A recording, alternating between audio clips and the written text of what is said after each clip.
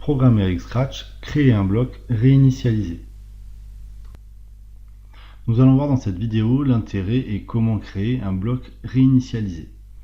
Donc nous avons ici un fichier élève dans lequel le chat doit se déplacer dans le labyrinthe.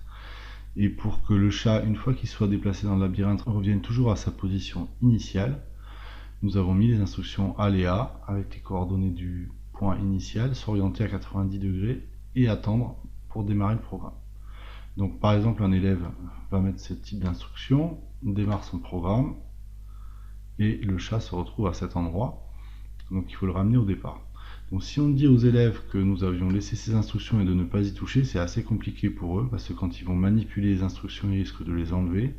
Ils ont du mal à reprendre un programme sans visualiser le chat dans la position initiale. Donc il faut leur expliquer qu'il faut cliquer ici sur le drapeau vert pour que le chat revienne dans la position initiale. Donc au lieu d'avoir toutes ces instructions qui sont susceptibles de les perturber, nous allons créer un bloc réinitialisé. Donc nous allons dans le menu Ajouter bloc. Nous cliquons sur Créer un bloc. Nous donnons le nom à notre bloc. On clique sur OK.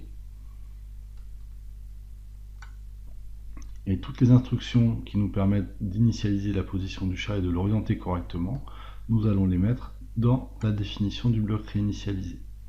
Ce qui fait qu'au début de notre programme, nous avons juste à mettre ce bloc réinitialisé qui va avoir exactement les mêmes actions que nos instructions précédentes. Quand on clique sur le drapeau vert, il se passe la même chose. Et nous pouvons indiquer aux élèves qu'il leur suffit de cliquer sur réinitialiser pour revisualiser le chat dans la bonne position de départ et modifier leur programme pour approcher de la bonne solution. Il serait souhaitable pour nous, professeurs, de pouvoir enlever cette définition du bloc réinitialisé pour qu'elle soit cachée des élèves. Cependant, dans Scratch, ceci n'est pas possible.